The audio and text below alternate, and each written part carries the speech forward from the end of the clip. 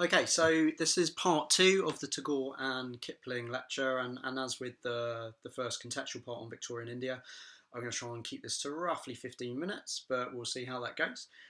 So I want to concentrate on the two men's biographies, setting the development of their careers, I suppose, in that broader history, and trying to highlight connections where they crop up. So let's look at Rudyard Kipling first. So he's born in Bombay in 1865, present day Mumbai, and as I pointed out, that was one of the three main centres of British power. It's one of the presidencies which had historically been the epicentres of East India Company power in British India. And he has obviously memories of Mumbai, though he actually goes back to England, and he is schooled in England. He goes to a public school in Devon, actually, which is broadly for military personnel. And he has a very close relationship with the British military throughout his career, but he's not destined to be a soldier or a sailor. He ends up pursuing literary pursuits. So when he decides to work initially as a journalist, he ends up returning to India and taking in particular two postings in two very different locations, which again I pointed out in the first lecture. The first being Lahore in the centre of the Punjab, and the second being in Allahabad in Hindustan. He initially worked for the Military and Civil Gazette, which, as the title suggests, is very much a kind of periodical or a magazine for the white colonial settler class. He works in lots of forms. He files reportage, he begins to write his short fiction, and he writes a lot of poetry. And although we're not studying it, he's very well known as being someone who works in prose and poetry, as indeed, interestingly, is Rabindranath Tagore. And it's obviously it's the short fiction that we're interested in this week, because a lot of those stories which he took from those kind of ground level experiences as a journalist, be they in Lahore or Allahabad, they helped forge his first collection, which was Plain Tales from the Hills, which was published in 1888. Now, sort of as the name suggests, what he's doing is, I suppose, trying to tell things as they are. There's a plain aesthetic, a plain style. It's actually quite a similar aesthetic to that used by a writer, a contemporary writer of his, Rider Haggard, H. Rider Haggard, who has a sort of similar relationship with South Africa to that Kipling has early on with India. What Rider Haggard wants to do in his adventure stories, like King Solomon's Mines, is sort of give a very sort of rough-hewn, almost soldier-like prose, which tells you something about the experience of these colonial places. Although Kipling tends to be more naturalistic, Rider Haggard is very melodramatic and often supernatural. Plain Tales from the Hills was very successful, and what Kipling then did was decide to sort of step up on his burgeoning literary career and return to England, where he sort of moved in all the classic literary circles. On returning to England as an adult, it helped shape what he wanted to do with his literature. It was a kind of imperial ambition.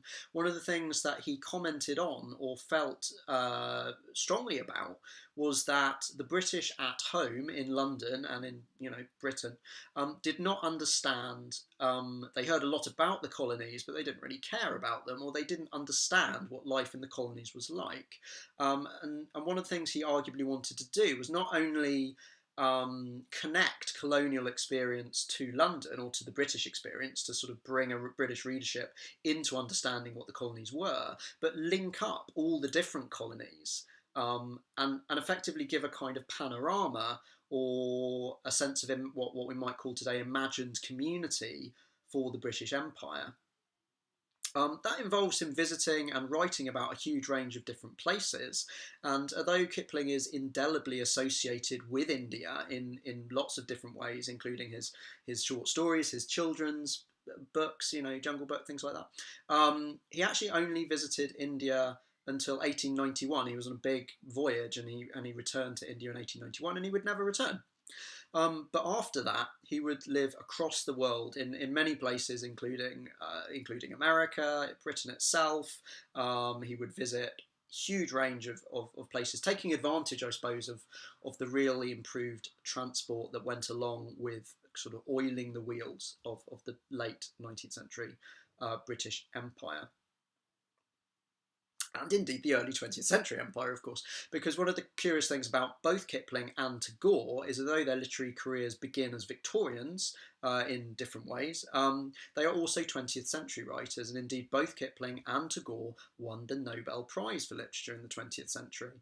Kipling himself probably becomes more reactionary around World War One, around the issue of Ireland, which gains its independence in the 1920s, and over the empire generally. He becomes the unofficial laureate of empire, although interestingly enough, he sort of ruled himself out of actually becoming the poet laureate because he didn't want to align himself with any particular sort of political stance or government.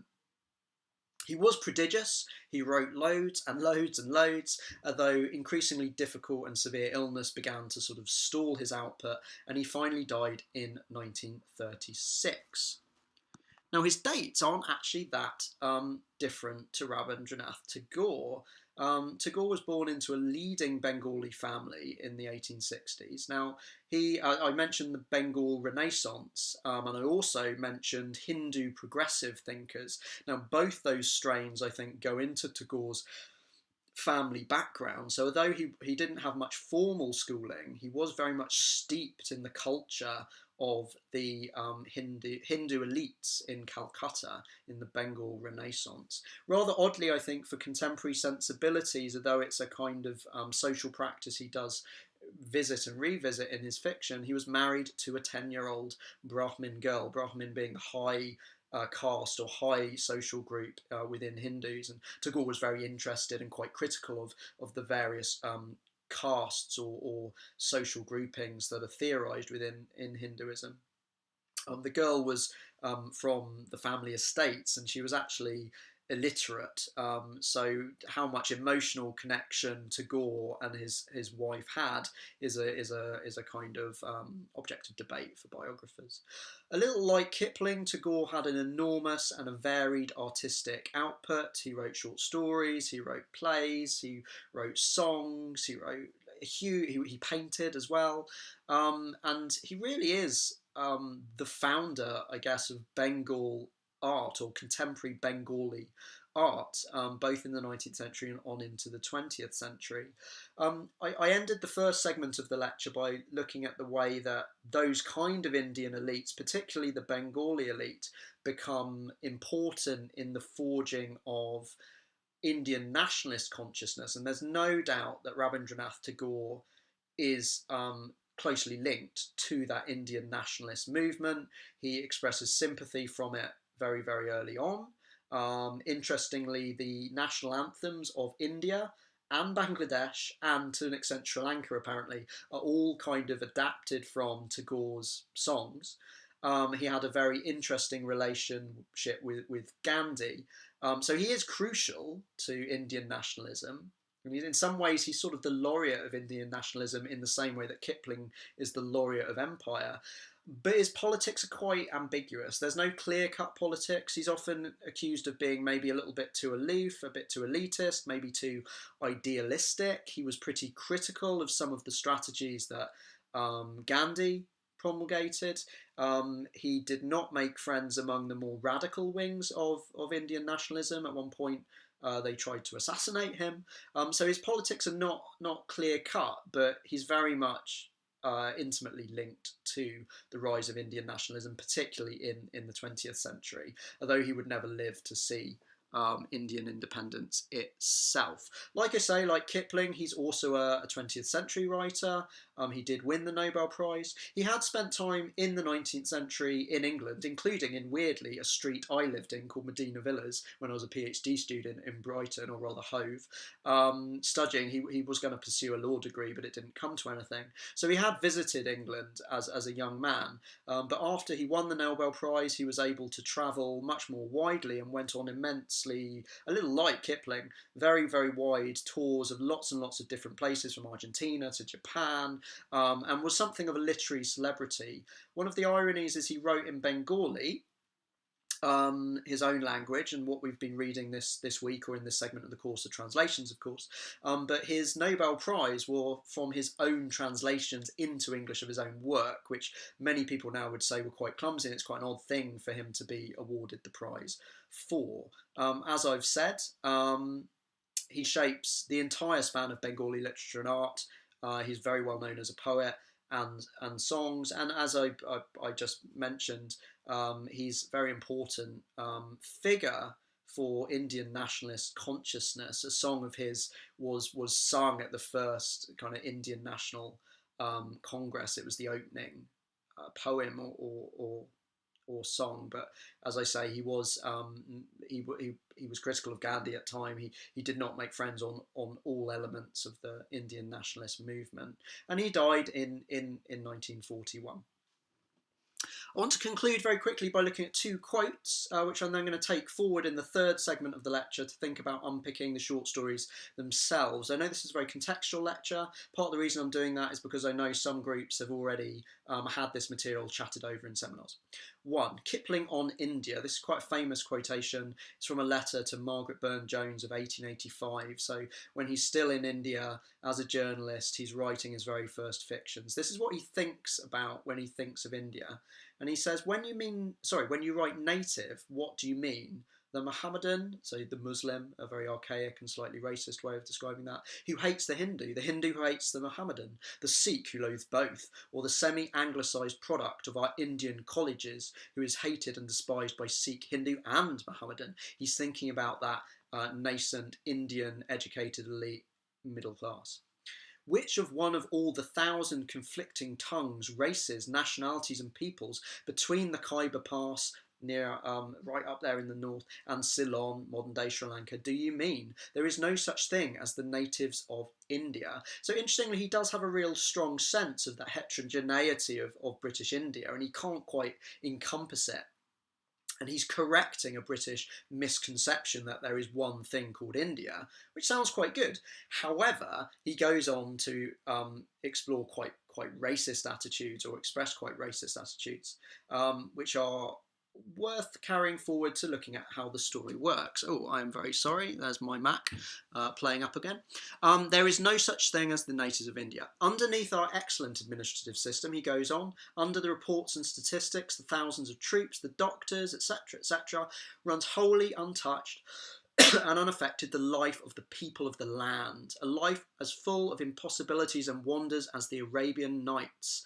I don't want to gush over it, but I do want you to understand our rule, so long as no one steals too flagrantly or murders too openly, affects it, as in this underlying life, in no way whatsoever. It only fences it around and prevents it from being disturbed. I've done my little best to penetrate into it. So there's this sense of Indian life as ancient, archaic, chaotic, only slightly touched by the veneer of British civilization. So a really racially problematic attitude, of course.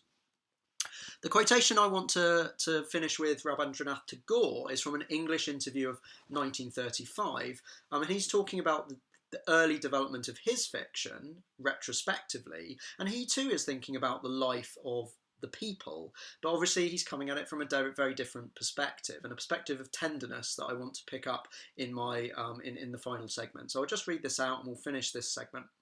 It was when I was quite young that I began to write short stories. Being a landlord, I had to go to the villages, and thus I came into touch with village people and their simple modes of life. I enjoyed the surrounding scenery and the beauty of rural Bengal. The river system of Bengal, the best part of this province, fascinated me. I got glimpses into the life of the people. The village people seemed to belong to quite another world, so very different from that of Calcutta. My earlier stories have this background. Before I'd written these short stories, there was not anything of that type in Bengali literature. My later stories haven't got that freshness, that tenderness. And it's not the only time that Tagore points out that he, or claims to have invented a form in his own language and in his own culture. He looks at the way that kind of American and English, Russian, French short stories have developed in the 19th century. And he said they had their languages to hand. I had to kind of put mine together from scratch. And one of the things he wanted to do when he was designing or inventing this genre was to give a sense, a tender sense, his tender, fresh sense of the rural life of Bengal. A very different attitude to what the underlying life of India, its relationship with landscape and place might be, to that of Kipling. And it's something I want to take forward into the final segment.